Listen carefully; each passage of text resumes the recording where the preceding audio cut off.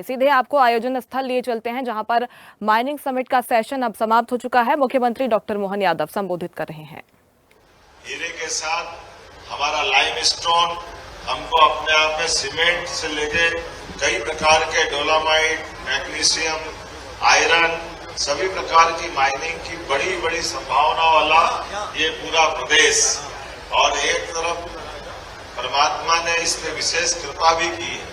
जब नीचे की माइनिंग बहुत मजबूत है और बड़े बड़े जंगल है और लोग उतने सरल है, ताकि सभी प्रकार की संभावनाओं में जो है व्यापार व्यवसाय के लिए जरूरी है, और उतने ही सुगम सारी व्यवस्थाओं को पारदर्शी सरलीकृत रूप से व्यापार व्यवसाय को बढ़ाने के लिए मुझे इस बात की प्रसन्नता है। हमारी सरकार ने हमारी पॉलिसियां भी यशस्वी प्रधानमंत्री के माध्यम से जब आपके सबके बीच में दी है, तो आने वाले समय में निश्चित रूप से अभी हमारा कितना 15,000 करोड़ का अपना निवेश का प्रस्ताव ने अभी बजट ईयरली हमारी जो रेवेन्यू है 11,000, हम कोशिश कर रहे हैं कि ये भी आगे जाकर के 5 साल में आपकी सबकी मदद से ये भी 5 गुना बढ़े। अभी हम 11,000 पे हैं, हम चाहेंगे कि हम उड़ीसा के पास पहुंचे। मुझे बताया था कांता राव जी ने, याद है कि उड़ीसा ने अपनी काफी बड़ी छलांग लगाई है। मैं निश्चित रूप से कह सकता हूं कि हमारी ये नीतियों के बलबूते पर आपकी ऊर्जा और आपके सहयोग से अब तो आने वाले समय में ये जो हमारी जिस प्रकार की पॉलिसियां हैं, और इसमें भी कोई कठिनाई है तो मेरे तो विज्ञापन में आता है कि अगर इसके अलावा भी सीसीआईपी से लाभ लेना हो तो मैं उससे बाहर जाकर भी लाभ देने को तैयार हूं। कुल मिलाकर के व्यापार व्यवसाय बढ़ाना, राज्य को समृद्ध करना, खास करके माइनिंग के सेक्टर में बहुत बड़ी संभावना है। और अब मुझे अच्छा भी लग रहा है, अभी तक तो हम केवल रॉ मटेरियल दे रहे थे, अब रॉ मटेरियल की बजाय हमारा प्रोडक्ट यही बने, उत्पाद यही हो, इसीलिए हम विशेष रूप से उस दिशा में काम कर रहे हैं। मैं मान के चलता हूं आने वाले समय में निश्चित रूप से, अभी तो ग्लोबल इन्वेस्टर समिट के माध्यम से हमारा एक सेशन हो रहा है, लेकिन कांताराव जी अपने बीच में प्रयास किया था, दोबारा और प्लान बनाएंगे भारत सरकार के माध्यम से। अभी मंत्री जी साहब श्री किशन रेड्डी जी किसी काम में व्यस्त हैं, लेकिन अकेला अलग से माइनिंग के लिए हम सबमिट करेंगे, और इसी प्रकार के इस पूरे विस्तार एक एक चीज बारीकी से सभी क्षेत्रों में बात करते हुए निश्चित रूप से हम अपने उद्देश्य की प्राप्ति करेंगे। मेरी अपनी ओर से इस ग्लोबल इन्वेस्टर समिट में आप सबका स्वागत है, अभिनंदन है। हमारा भोपाल को लेकर के थोड़ा सा मन में कहीं न कहीं थोड़ा ऐसा लग रहा था कि भोपाल का प्रयोग नया है, लेकिन आप सबकी उपस्थिति हमारा हौसला कई गुना बढ़ाया है।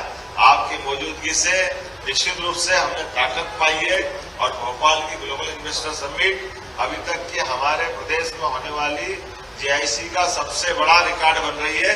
मेरी अपनी ओर से आप सबको भी बधाई। और सायंकाल जब गृह मंत्री जी आएंगे तो हमें लगेगा हम काफी हद तक बहुत आगे बढ़ेंगे। पुनः आपका वंदन, अभिनंदन। समान रूप से मेरी तो इच्छा है कि मैं यहाँ से निकलूं नहीं, यही बैठा हूँ, लेकिन ऐसे बहुत सारे काम चल रहे हैं अलग अलग। आधे ऊपर तो काम समझ में नहीं आ रहा है कि हो क्या रहा है, क्योंकि जितने प्रकार से काम चल रहे हैं आपको भी आनंद आएगा, लेकिन जब हम अपने अच्छे मन से काम करते हैं तो सभी कामों में सफलता परमात्मा भी देता है। मैं बाबा महाकाल की नगरी से आता हूँ, और आप तो परमात्मा की दया से उस समुद्र मंथन की घटना का भी हमारा नगर साक्षी है। समुद्र मंथन की घटना मैं मान के चलता हूँ कुंभ से जुड़ती है, कि कुंभ में स्नान करने के लिए ऐसा माना गया कि वो अमृत मंथन हुआ था, लेकिन अमृत मंथन को अगर माइनिंग की तरीके से देखो तो सच्चे अर्थों में माइनिंग की पहली घटना थी वो, जो पृथ्वी के गर्भ से निकल करके आई।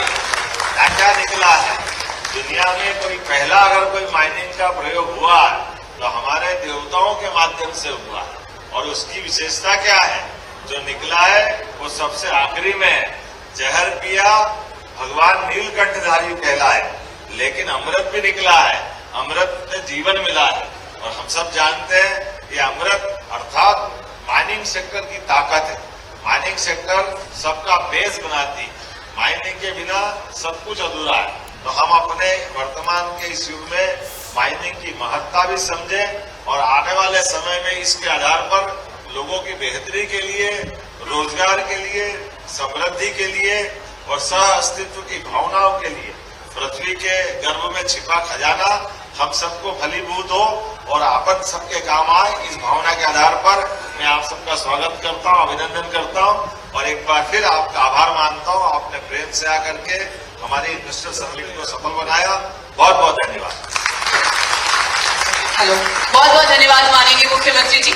आपकी ये प्रोत्साहन वाकई हम सभी को प्रगति की ओर अग्रसर तो करते ही है, लेकिन उसे 2 गुना बढ़ाने में भी, उसे गति देने में भी बहुत सहयोग करते हैं।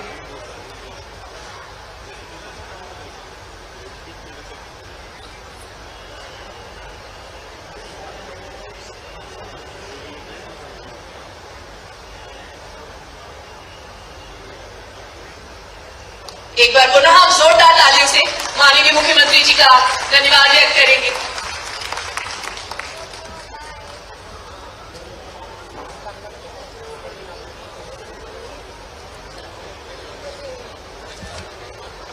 और आइए अब पुनः टेक्निकल सेशंस की ओर चलते हैं और मैं मंच पर आमंत्रित करती हूँ श्री विकास पटनायक जी को। करतल ध्वनि से हम स्वागत करेंगे श्री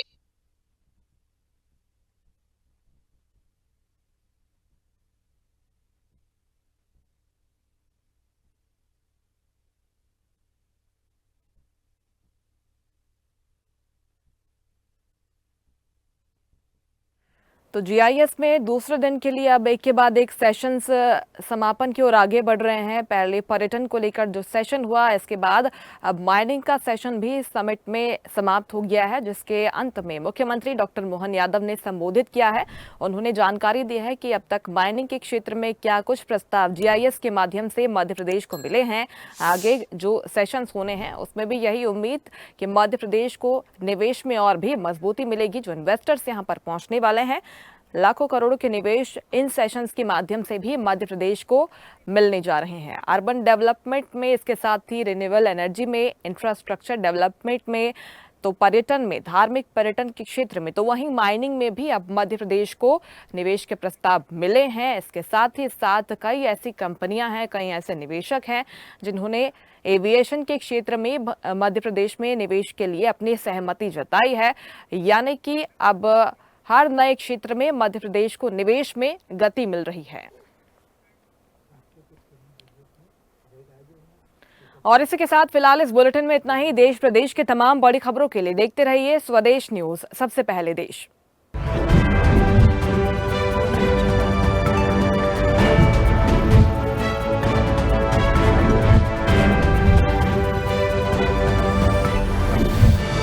लेटेस्ट खबरों के लिए लाइक, फॉलो और YouTube पर सब्सक्राइब करें, बेल आइकन दबाएं, साथ ही विजिट करें swedishlive.com पर।